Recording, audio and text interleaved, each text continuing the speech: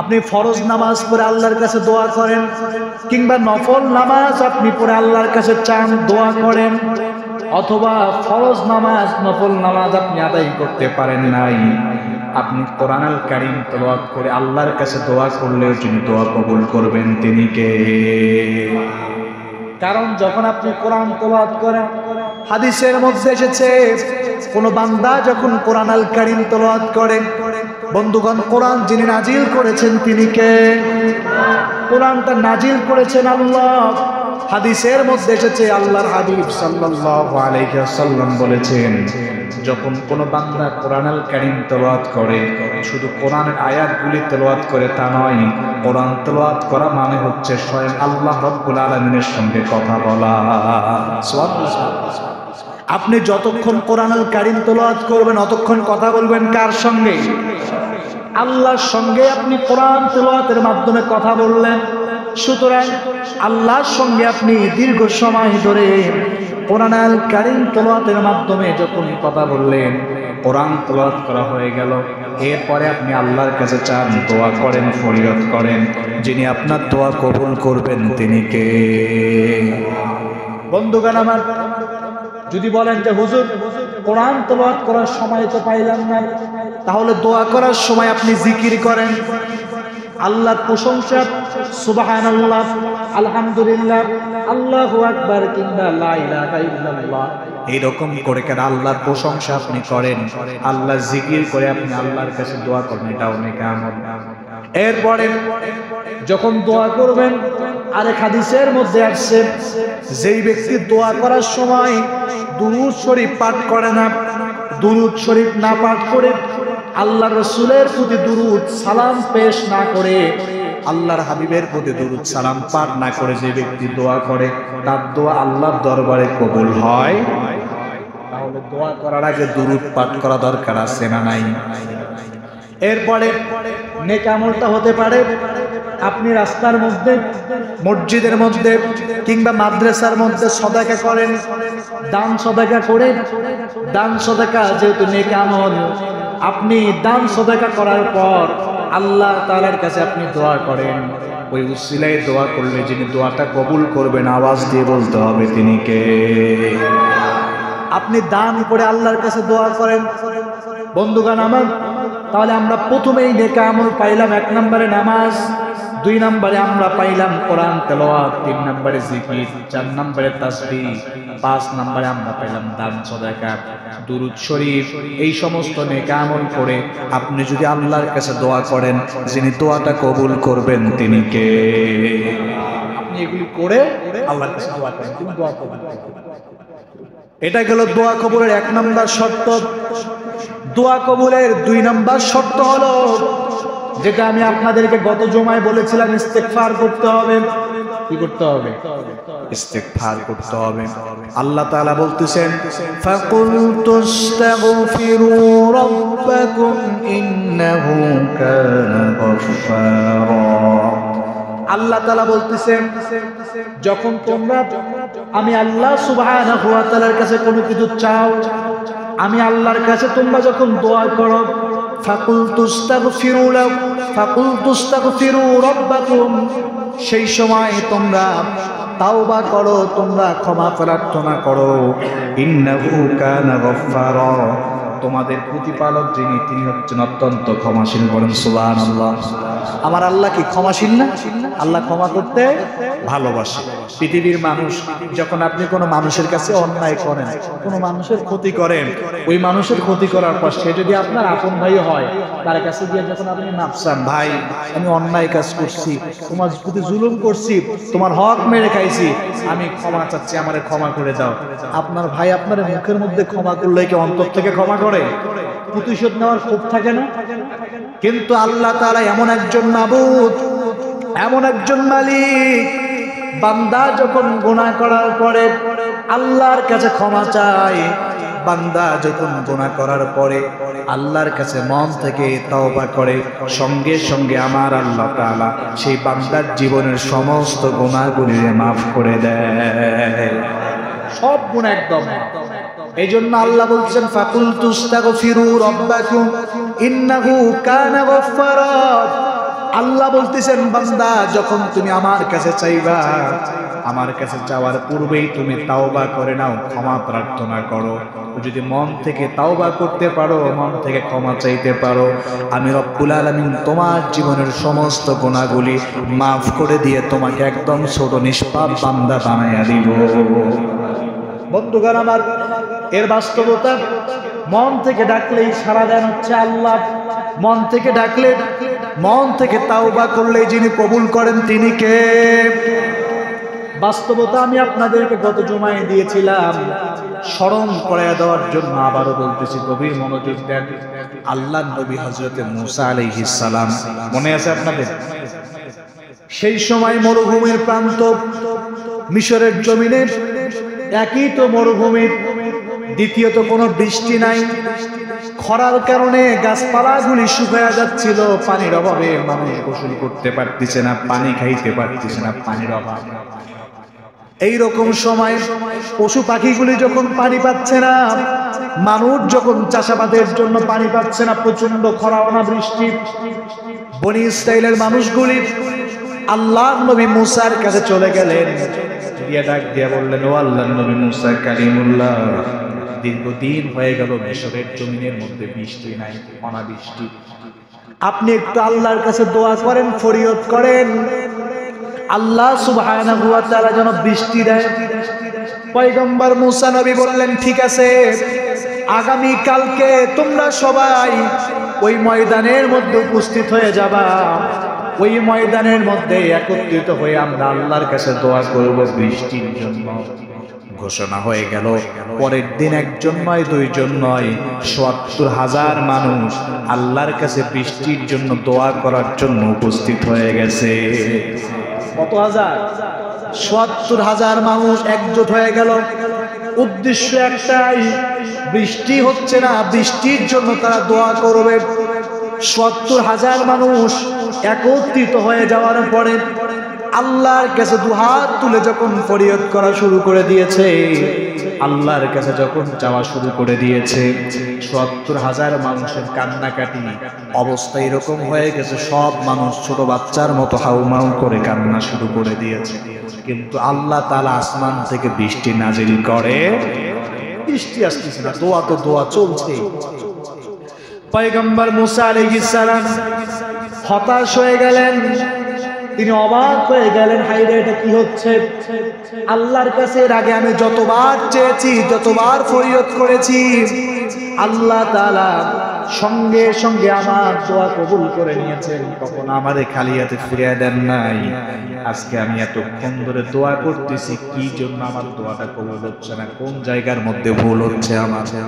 তিনি আল্লাহর কাছে প্রশ্ন করলেন, মালিক, মাবুদ, এতক্ষণ ধরে দোয়া করতেছি, এতক্ষণ ধরে আমি তোমার কাছে ফরিয়াদ করতেছি, কিন্তু আমার দোয়া কবুল হচ্ছে না, কি জন্য, কি কারণে আমারে বলো।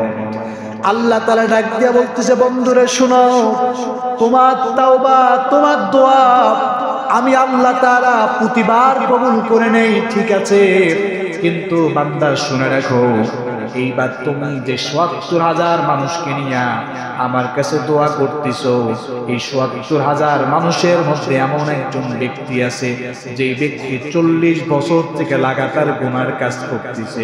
এই ৪০ বছরের গুনাহগার ব্যক্তি তোমার দোয়ার মজলিসে থাকার কারণে তোমার দোয়া আমি আল্লাহ তাআলা কবুল করতেছি না।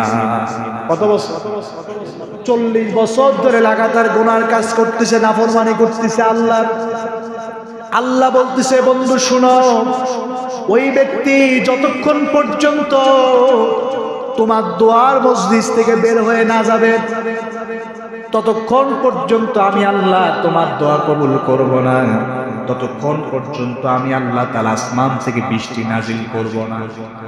পয়গম্বর ঘোষণা দিলেন, আমার এই ৭০,০০০ উম্মতের মধ্যে কে এমন আছো যে ৪০ বছর থেকে আল্লাহর নাফরমানির মধ্যে লিপ্ত, ৪০ বছর থেকে গুনার কাজ করতেছো, কে এমন আছো? পয়গম্বর ঘোষণা দেওয়ার পর এই কথা এক এক করে পৌঁছাইতে পৌঁছাইতে ওই গুনাহগার ব্যক্তির কাছে যখন চলে গেল, গুনাহগার ব্যক্তির কাছে যাওয়ার পরে সেই ব্যক্তি চিন্তা করলো, হায় রে, 40 বছর থেকে যেই ব্যক্তি গুনার কাজ করে ওই ব্যক্তি আজকে গুনাহ দাতা আমি নিজেই। এখন তো এই জায়গার মধ্যে স্বীকার করা যাবে না, কারণ আমি যদি হাত তুলে বলি আমি সেই গুনাহগার ব্যক্তি, মান সম্মান থাকবে? তখন মান সম্মান থাকবে? চিন্তার মধ্যে পড়ে গেল, চিন্তা করলো স্বীকার না করে দেখি রাস্তা ফাঁকা থাকলে ডান বাম দিয়ে বের হয়ে চলে যাওয়া যায় কিনা সুন্দরভাবে। ডানে তাকাইলো, বামে তাকাইলো, ডানে বামে তাকায়া দেখলো ৭০,০০০ মানুষের ভিড়ে বের হয়ে চলে যাবে এরকম কোন জায়গা, কথা কান, এরকম কোন জায়গা যেদিকে তাকায় সেদিকে গেলে মানুষ, আর সব মানুষ তীক্ষ্ণ দৃষ্টি নিয়ে তাকায় আছে যে কে সেই ব্যক্তি যে 40 বছর থেকে গুনাহ করতেছে, এই মানুষটারই আমরা দেখি। এই ব্যক্তি আফসোস করা শুরু করে দিল, মাথাটাকে জমিনের দিকে নিচু করে দিয়ে আল্লাহ রাব্বুল আলামিনের কাছে মন থেকে তাওবা করা শুরু করে দিল। রাব্বুল আলামিন, 40টা বছর হয়ে গেল আমি তোমার নাফরমানি করতেছি, তোমার নাফরমানির মধ্যে আমি লিপ্ত হয়ে আছি 40 বছর। কেউ জানে না, জানে একজন, তিনি কে? আর একটু জোরে বলেন, তিনি কে? জানে তো একজন, তিনি হচ্ছেন আল্লাহ। এই জন্যই ব্যক্তি বলল, রব্বুল আলামিন 40টা বছর হয়ে গেল আমি গুনার কাজ করি, কেউ জানে না, শুধুমাত্র তুমি জানো। আজকের দিনে যদি আমি এই জায়গা থেকে বের হয়ে যাই তাহলে পরে সমস্ত মানুষগুলি আমার গুনার কথা জেনে যাবে। সুতরাং আমি আমার ভুল বুঝতে পেরেছি, আমি আমার গুনাহগুলির জন্য অনুতপ্ত, আমি আমার বিগত দিনের সমস্ত পাপের জন্য আমি অনুতপ্ত হয়ে গেলাম। আমি তোমার কাছে ক্ষমা চাচ্ছি, আগামী দিনে আমি আর কোনো গুনার কাজ করব না, তোমার নাফরমানি করব না। তাওবা করে আমি আল্লাহ ঈমানের দিকে ফিরে আসলাম। যখন মন থেকে তাওবা করেছেন, তাওবাটা যিনি কবুল করেছেন তিনি কে? আল্লাহ তাওবা কবুল করে নিলেন, সঙ্গে সঙ্গে আসমান থেকে বৃষ্টি নাজিল হলো। বলেন সুবহানাল্লাহ। ৭০,০০০ মানুষ অবাক হয়ে আছে, ব্যাপার কি? কেউ তো দোয়ার মজলিস থেকে উঠে গেল না, তাহলে কি জন্য বৃষ্টি নাজিল হওয়া শুরু হলো? মুসা নবী অবাক হয়ে আল্লাহর কাছে দোয়া করলেন, রব্বুল আলামিন 40 বছর থেকে যেই মানুষটা গুনার কাজ করে, এই ৭০,০০০ মানুষের ভিতর থেকে এই রকম কোন ব্যক্তি তো উঠে চলে গেল না, তাহলে কি জন্য দোয়াটা কবুল হলো আমি তো বুঝতেছি না। আল্লাহ তাআলা বলে, বন্ধুরা শুনে রাখো, যেই ব্যক্তির জন্য এতক্ষণ ধরে আমি আল্লাহ তাআলা আসমান থেকে বৃষ্টি দিচ্ছিলাম না, আমার ওই বান্দার উসিলায় আমি আল্লাহ তাআলা এখন আসমান থেকে বৃষ্টি নাজিল করে দিয়েছি। এতক্ষণ যার জন্য বৃষ্টি হচ্ছিল না, এখন তার উসিলায় কি হয়েছে? বৃষ্টি নাজিল হয়েছে। মুসা নবী অবাক হয়ে গেলেন, প্রশ্ন করলেন, রব্বুল আলামিন, যেই ব্যক্তির উসিলায় তুমি বৃষ্টি নাজিল করলা, আমার একটু খুব মনের মধ্যে ইচ্ছা রাখতেছে, যেই বান্দার তওবা তুমি কবুল করেছো, যেই অপরাধী বান্দাকে তুমি ক্ষমা করে দিয়েছো, আমার মনের ভিতরে খুব ইচ্ছা আমি তোমার ওই বান্দার সঙ্গে একটু সাক্ষাৎ করব, তার সঙ্গে আমি একটু দেখা করতে চাই। তার সঙ্গে কি করতে চাই? দেখা করতে চাই। গত জুমা এখানে এনে ছেড়ে দিছি। বন্ধুগণ আমার, গভীর মনোযোগ দেন। আল্লাহ তাআলা বলতেছেন, বন্ধুরে শোনো, আমার বান্দা 40 বছর থেকে তার অপরাধ আমি আল্লাহ গোপন রেখে দিয়েছি। 40 বছর নামাজ পড়ে নাই, রোজা রাখে নাই, আমার গোলামি করে নাই, দাসত্ব করে নাই, নাফরমানি করেছে, কত গুনার কাজ করেছে। 40 বছর থেকে আমি আল্লাহ তাআলা গোপন রেখে দিয়েছিলাম। এখন যখন আমার বান্দা তাওবা করেছে, তাওবা করে যখন নিষ্পাপ হয়ে গিয়েছে, আমি আল্লাহ এখনো তার পরিচয় গোপন রেখে দিলাম, তোমার সঙ্গে পরিচয় করাইয়া দিব না। সুবহানাল্লাহ। তাহলে 40 বছর যখন গুনাহ করছে তখন তার পরিচয় গোপন রাখছে কে? তার গুনাহগুলি গোপন রেখে দিয়েছেন কে? 40 বছর পর যখন ভুল বুঝতে পেরে মন থেকে তাওবা করেছেন, ক্ষমা করে দিয়েছেন কে? আবার তার এই বিষয়টাকে, তার পরিচয়টাকে গোপন রেখে দিয়েছেন কে? বন্ধুগণ আমার, হাদিসের মধ্যে এসেছে আল্লাহর হাবিব সাল্লাল্লাহু আলাইহি ওয়াসাল্লাম বলেন আত-তাইবু মিনায-যামবি কামান লা যামবা লাহু। আল্লাহ রাসূল বলেন যখন কোনো বান্দা তাওবা করে, নিজের জীবনের ভুল বুঝতে পেরে নামাজ পড়ে নাই, এটা গুনার কাজ ভুল বুঝতে পেরেছে, রোজা রাখে নাই গুনার কাজ ভুল বুঝতে পেরেছে, হজ করে নাই গুনার কাজ ভুল বুঝতে পেরেছে, পরক্রিয়া প্রেমের মধ্যে লিপ্ত ছিল ভুল বুঝতে পেরেছে, বাবা মায়ের অবাধ্য ছিল গুনার কাজ ভুল বুঝতে পেরেছে, এই রকম করে করে অন্যায়টা বুঝতে পেরে যখন তাওবা করে ফিরে আসে, আল্লাহর কাছে যখন ক্ষমা চায়, আত-তাইবু মিনায-যামবি কামান লা যামবা লাহু, তখন আল্লাহ তাআলা যখন আল্লাহর কাছে যখন ক্ষমা চায়, মন থেকে যখন তাওবা করে, আল্লাহ তার তাওবা কবুল করে তার জীবনের গুনাহ এমন ভাবে মাফ করে দেয় যেন একটা শিশু বাচ্চা মায়ের কোল থেকে, মায়ের পেট থেকে পৃথিবীর জমিনে যেরকম নিষ্পাপ, কোন বান্দা গুনাহ করার পর তাওবা করে ফিরে আসলো এরকম নিষ্পাপ হয়ে যায়। গুনাহ করে ভুল বুঝতে পেরে তাওবা করে যদি ফিরে আসেন, তাওবাটা যদি খালেস নিয়তে হয়, মন থেকে হয়, এইরকম নিষ্পাপ যিনি বানায় দিবে তিনি কে? সুতরাং তাওবা কি মানুষকে দেখানোর জন্য করব না আল্লাহকে দেখানোর জন্য? মন থেকে করব নাকি অন্য মানুষকে নিয়ে করব? মন থেকে করতে হবে। বন্ধুগণ আমার, যেটা বুঝাইতেছিলাম, দোয়া কবুলের 1 নাম্বার শর্ত হলো নেক আমল, 2 নাম্বার শর্ত হলো ইস্তেগফার। এর উদাহরণ আমি আপনাদেরকে 2টা হাদিস থেকে দিলাম। আমরা যদি দোয়া করার পূর্বে ইস্তেগফার করতে পারি, তাওবা করতে পারি, তাওবা করে ইস্তেগফার করে দোয়া করলে যিনি কবুল করবেন, আওয়াজ দিয়ে বলেন তিনি কে? 3 নম্বরে আসেন, দোয়া কবুলের 3 নাম্বার আরেকটা শর্ত হলো ইসমে আজম। 3 নাম্বারটা কি? ইসমে আজম। এটা হচ্ছে এক ধরনের বিশেষ দোয়া, এটা হচ্ছে আল্লাহ তাআলার একটা বিশেষ নাম, বিশেষ গুণাগুণ। আপনি যদি ইসমে আজম সম্পর্কে ধারণা রাখেন, ইসমে আজম কি জিনিস এটা জানার পর যখন আপনি দোয়া করতেছেন, এই দোয়া করার সময় যদি আপনি ওই ইসমে আজমটাকে যদি আপনি স্মরণ করেন, ইসমে আজম দিয়ে যদি আল্লাহর কাছে উসিলা নিয়ে যদি দোয়া করেন, যিনি আপনার দোয়া কবুল করবেন, আওয়াজ দিয়ে বলতে হবে তিনি কে? কিন্তু সেই ইসমে আজমটা কি এটা আল্লাহ তাআলা নির্দিষ্ট করে দেয়নি। তবে বড় বড় ওলিরা, বড় মুফাসসির, বড় মুহাদ্দিস, বড় ফকিহ, বড় আলেম, তারা গবেষণা করে করে কয়েকটা দোয়া বাহির করেছে, আর তারা বলেছে এই দোয়াগুলি হতে পারে ইসমে আজম। আর এই দোয়াগুলি যদি কোনো বান্দা পড়ে আল্লাহর কাছে মাফ চায়, আল্লাহর কাছে দোয়া করে, আল্লাহ তার দোয়াটা কবুল করে দিবে।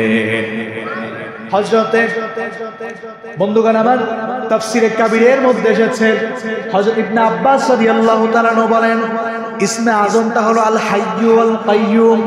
ইসমে আজমটা কি? আল হাইয়্যু ওয়াল কাইয়্যুম। এটা হচ্ছে ইবনে আব্বাস রাদিয়াল্লাহু তাআলা আনহু হাদিস।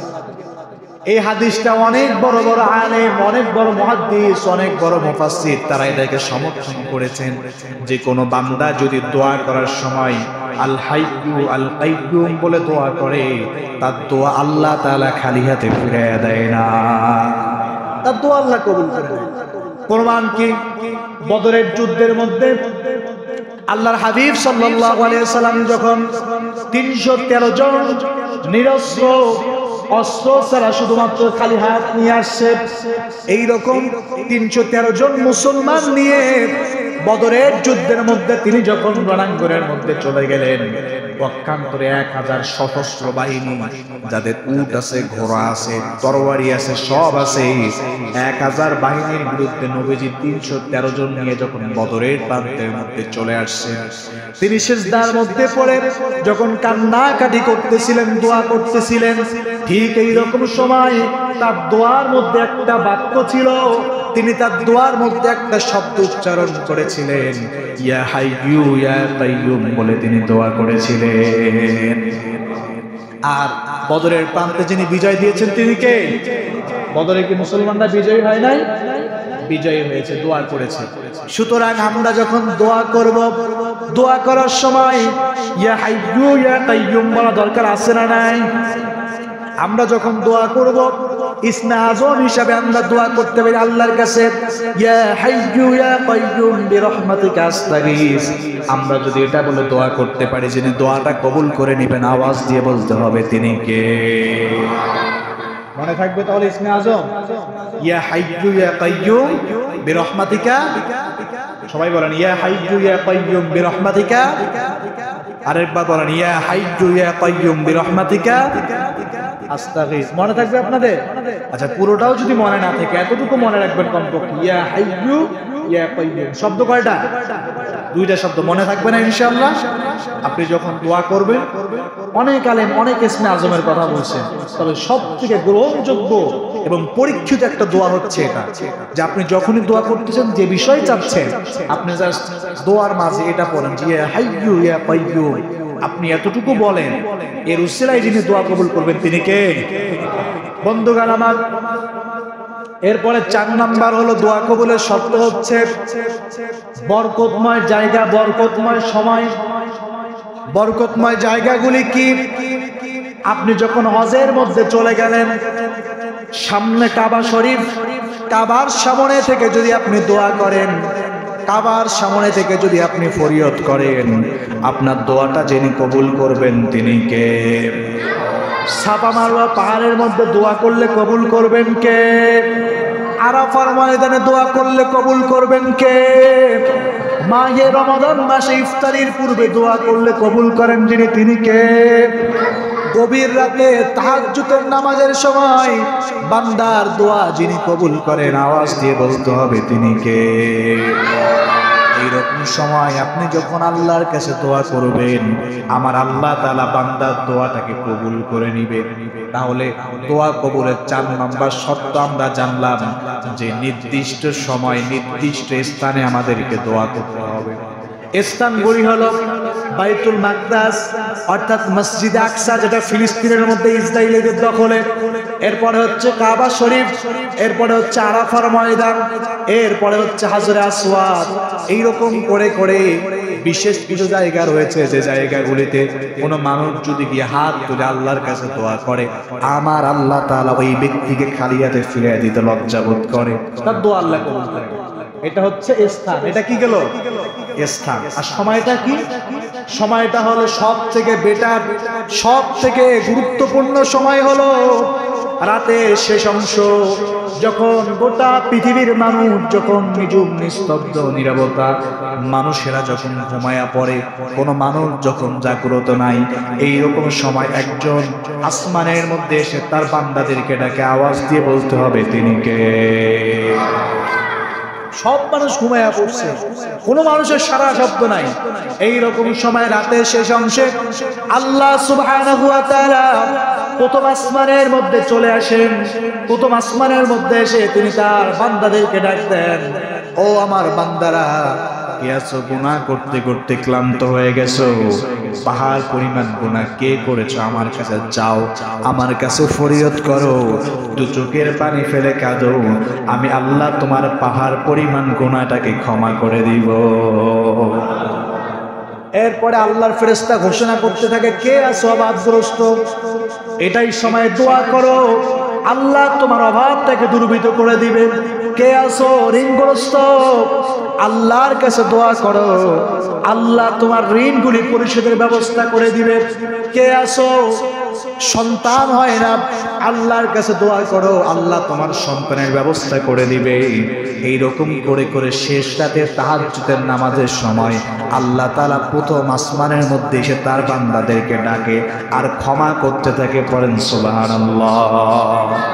তাহলে তাহাজ্জুদের সময় আল্লাহর কাছে চাওয়া দরকার আছে না নাই? কথা কান আছে না? কিন্তু আফসোস আর পরিতাপের বিষয় হলো, আমরা তাহাজ্জুদের সময় আল্লাহর কাছে চাই না, রাত 12টা বাজে, 1টা বাজে, 2টা বাজে, মোবাইল টিপি, ফেসবুক চালাই, ইউটিউব চালাই, বন্ধুর সঙ্গে কথা বলি, সারা রাত আনন্দ উল্লাস করে আমরা কাটাই। যখন তাহাজ্জুদের নামাজের সময় হয়ে যায়, দু চোখের মধ্যে এমন ঘুম আসে যে মাথার মধ্যে ল্যাপ তোষক খেতা মোড়ায় দিয়ে ঘুমাই, উঠি সকাল 12টা 1টায়। কথা বলেন ঠিক কিনা? বন্ধুগণ আমার, এই জন্য তাহাজ্জুদের নামাজের সময় আল্লাহর কাছে চাইতে হবে দোয়া কবুলের যে কয়েকটা স্পেশাল সময় রয়েছে, স্পেশাল সময়গুলির মধ্যে অন্যতম একটা সময় হলো তাহাজ্জুদের নামাজের সময়। কোন বান্দা যদি তাহাজ্জুদের নামাজের সময় দোয়া করে, এই দোয়াটা আল্লাহ তাআলা সঙ্গে সঙ্গে কবুল করে নেয়। 2 নম্বরে হলো যখন আপনি ফরজ নামাজ পড়বেন, ফরজ নামাজের পরে আপনি দোয়া করবেন, দোয়া আল্লাহ কবুল করবে। 3 নম্বরে হলো ইফতারির পূর্ব মুহূর্তে দোয়া করবেন, আল্লাহ কবুল করবে। 4 নম্বরে হলো আজান হয়ে গেছে, এখনো ইকামত হয় নাই, আজান আর ইকামতের পূর্ব মুহূর্তে যদি আপনি দোয়া করেন, আল্লাহ দোয়া কবুল করবে। 4টা গুরুত্বপূর্ণ সময় বললাম, এই 4টা গুরুত্বপূর্ণ সময়ে দোয়া করলে দোয়াটা যিনি কবুল করবেন তিনি কে? বন্ধুগণ আমার, এরপরে দোয়া কবুলের সর্বশেষ 5 নম্বর শর্ত, গভীর মনোযোগ দেন। উসিলা দিয়ে দোয়া করতে হবে। কি দিয়ে দোয়া করতে হবে? উসিলা। এই উসিলাটা হতে পারে 1 নম্বর নবীদের উসিলায় আপনি দোয়া করবেন। হযরত আদম আলাইহিস সালাম তিনি যখন জান্নাত থেকে যখন তারে বহিষ্কার করে দেওয়া হলো, জান্নাত থেকে যখন তাকে বাহির করে দেওয়া হলো, তিনি পৃথিবীর জমিনের মধ্যে আসার পরে আল্লাহর কাছে কত দোয়া করলেন, কত তাওবা করলেন, কত ক্ষমা চাইলেন, কিন্তু তার দোয়া, তার তাওবা আল্লাহ কবুল করে নাই। সর্বশেষ তিনি বলেছিলেন, আল্লাহ জান্নাতের মধ্যে কোনো একদিন আমি জান্নাতের দরজায় দেখেছিলাম তোমার নামে তাওহীদের বাণী লা ইলাহা ইল্লাল্লাহ লেখা ছিল, আর তার পাশে কোন একজন ব্যক্তি যার নাম হলো মুহাম্মাদুর রাসূলুল্লাহ, আওয়াজ দিয়ে পড়েন সাল্লাল্লাহু আলাইহি ওয়াসাল্লাম, তার নাম আপনার নামের পিছনে লেখা ছিল, পাশে লেখা ছিল। সুতরাং যেহেতু আপনার নামের পাশে জান্নাতের দরজার মধ্যে তার নাম লেখা ছিল, আমি বুঝে ফেলেছি ওই ব্যক্তি যেন তেন ব্যক্তি নয়, নিশ্চয়ই আপনার কোনো পছন্দের ব্যক্তি, আপনার কোনো কাছের ব্যক্তি। সুতরাং আমি তার উসিলায় দোয়া করতেছি, আপনি আমাকে মাফ করে দেন। তার উসিলায় দোয়া চাওয়ার পর যিনি দোয়া কবুল করেছেন তিনি কে? আল্লাহ দোয়া কবুল করছেন। সুতরাং আমরা যখন উসিলা নিয়ে দোয়া করব, 1 নম্বরে কাদের উসিলায় দোয়া করব? কথা বলেন, কাদের উসিলায়? নবীর উসিলায় আমরা দোয়া করব 1 নম্বর। 2 নম্বরে যারা ওলি আছে, ওলিউল্লাহ, যারা আল্লাহর বন্ধু, যারা আল্লাহর ওলি, তাদের উসিলায় আমরা দোয়া করব। এই ওলি বলতে আবার ভণ্ড পীরের উসিলায় দোয়া করা যাবে? ওলি বলতে আবার মাজারে গিয়া, মাজারে তার সামনে দাঁড়িয়ে আল্লাহর কাছে দোয়া করবেন, আমি এটা বুঝাচ্ছি না। ওলি বলতে আমি বুঝাচ্ছি আপনাদেরকে, আপনি মসজিদের মধ্যে, বাড়ির মধ্যে, নামাজের মধ্যে যখন আপনি দোয়া করেন, দোয়া করার সময় হঠাৎ করে আপনার মনে পড়ে গেল, আল্লাহ এই বাংলার জমিনে সিলেটের মাটিতে শাহজালাল তোমার বড় ওলি ছিল, তোমার বড় বান্দা ছিল, তার উসিলায় দোয়া করলাম, সে যেহেতু নেককার, আপনি তার উসিলায় দোয়া কবুল করেন। আল্লাহ রংপুরের জমিনে কেরামত আলী জৈনপুরি তোমার বড় একজন ওলি ছিল, তুমি তো তার কত কেরামত প্রকাশ করছো, তোমার বড় বান্দা ছিল, তার উসিলায় দোয়াটা কবুল করো। আপনি দোয়ার সময় এইভাবে বলতে পারেন, আল্লাহ আব্দুল কাদের জিলানী তোমার বড় ওলি ছিল, তার উসিলায় দোয়া করলাম, আমার দোয়াটা তুমি কবুল করো। এইরকম উসিলা নিয়ে আপনি দোয়া করবেন। কিন্তু উসিলার মানে এই না মাজারে গিয়ে আপনি তার কাছে যাবেন। মাজারে গিয়ে চাইতে বলছি আমি? মাজারে গিয়ে চাওয়া যাবে না। আপনি উসিলা নিয়ে দোয়া করতে পারেন, সব চাওয়া শেষ। এরপরে আল্লাহকে বলেন, আল্লাহ ওই বান্দা নেককার ছিল, তোমার কবুলিয়াতের বান্দা ছিল, তুমি কবুল করছো, আল্লাহর ওলি ছিল, অনেক প্রমাণ আমরা পেয়েছি। সুতরাং ওই বান্দা যেহেতু তোমার পছন্দের বান্দা, আমি গুনাহগার, আমি অনেক গুনাহ করেছি, সুতরাং তুমি তোমার নেককার বান্দার উসিলায় আমার দোয়া কবুল করো। এইরকম উসিলা দিয়ে দোয়া করলে যিনি কবুল করবেন তিনি কে? এরপরে আপনি আরো ভালো হয় তাওহীদ তথা লা ইলাহা ইল্লাল্লাহ এর উসিলায় দোয়া করেন। আপনি যখন দোয়া করতেছেন আল্লাহ তাআলার কাছে, আপনার সব চাওয়া শেষ, মনের সমস্ত কথা, মনের সমস্ত আবেগ, মনের সমস্ত চাওয়া পাওয়াগুলি আপনি ঝেড়ে ফেলায় দিলেন, আল্লাহর কাছে চাইলেন। এরপরে আপনি আল্লাহকে বলেন, আল্লাহ আমি যা চাওয়ার সব চাইলাম, এখন তোমার তাওহীদ, তোমার একাত্মবাদ, লা ইলাহা ইল্লাল্লাহ, এটা তো মনে প্রাণে স্বীকার করেছি, জবানে বলেছি, এর উসিলায় দোয়া কবুল করো। এই উসিলায় দোয়া করলে যিনি কবুল করবেন তিনি কে? এরপরে আরেকটা উসিলা নিতে পারেন, এটা হচ্ছে নেক কাজ, নেক আমল। জীবনে নেক আমল করেন না আপনারা? যেগুলি করছি আত্মবিশ্বাস নাই কবুল হয়েছে কিনা, কিন্তু নিজের অজান্তেই এমন কোন নেক আমল আমরা করে ফেলি যেই নেক আমল মানুষকে দেখানোর জন্য নয়, নেক আমল একজনকে দেখানোর জন্য করি, তিনি কে? এইরকম নেক আমল আপনি অনেক করেছেন জীবনের মধ্যে। আপনি দোয়া করার সময় আল্লাহর কাছে আপনি বলেন, রব্বুল আলামিন, আমি জানি না জীবনে কোনো নেক আমল আমি করেছি কিনা, তবে কখনো যদি কোনো নেক আমল আমি করে থাকি, তার উসিলায় তোমার কাছে দোয়া করতেছি, আমার নেক আমলের উসিলায় আমার দোয়া কবুল করে নাও। যিনি দোয়াটা কবুল করবেন আওয়াজ দিয়ে বলেন দেখি তিনি কে? বন্ধুগণ আমার, এরও বাস্তব প্রমাণ আছে। সংক্ষিপ্ত আকারে আমি আপনাদেরকে শোনাচ্ছি ঘটনাটা, গভীর মনোযোগ দেন। তিনজন ব্যক্তি, তিন বন্ধু পাহাড়ের মধ্যে আটকে গিয়েছে ঝড় তুফান আসার কারণে, গুহার মধ্যে গিয়ে আশ্রয় নিয়েছে। ঘটনাটা অনেকেরই জানা, শুধু মূল কথাটা আপনাদেরকে বোঝাচ্ছি, গভীর মনোযোগ। তিন বন্ধু যখন পাহাড়ের মধ্যে ঝড়ের মধ্যে চলে গেছে, যাওয়ার পরে ওই ঝড়ের মধ্যে পাথর এসে গুহার মুখের মধ্যে আটকায়া গেছে। কোনো মানুষ নাই, গভীর মরুভূমি। বলেন দেখি গুহার মধ্যে থেকে বেরানোর কোন রকম উপায় আছে? বেরাইতে পারবে? যখন কোনো মানুষ সাহায্য করার মতো নাই, ওই জায়গার মধ্যে, ওই কঠিন মরুভূমির মধ্যে, কঠিন বিপদের মধ্যে যিনি সাহায্য করতে পারেন আওয়াজ দিয়ে বলতে হবে তিনি কে? ওই তিন বন্ধু বুঝতে পারলো এই জায়গার মধ্যে, কঠিন মুহূর্তের মধ্যে পৃথিবীর কোন মানুষ আমাদেরকে সাহায্য করতে পারবে না, একজন সাহায্য করতে পারে, তিনি আল্লাহ। তিন বন্ধু এক এক করে দোয়া করা শুরু করে দিল। তিন বন্ধু নিজেদের জীবনে তিনটা নেক আমলের উসিলায় দোয়া করেছে। এই তিন বন্ধুর দোয়ায় যিনি পাহাড়ের মুখ থেকে পাথরটা অটোমেটিক গাইবী সাহায্য দ্বারা সরিয়ে দিয়েছেন, আওয়াজ দিয়ে বলেন দেখি তিনি কে?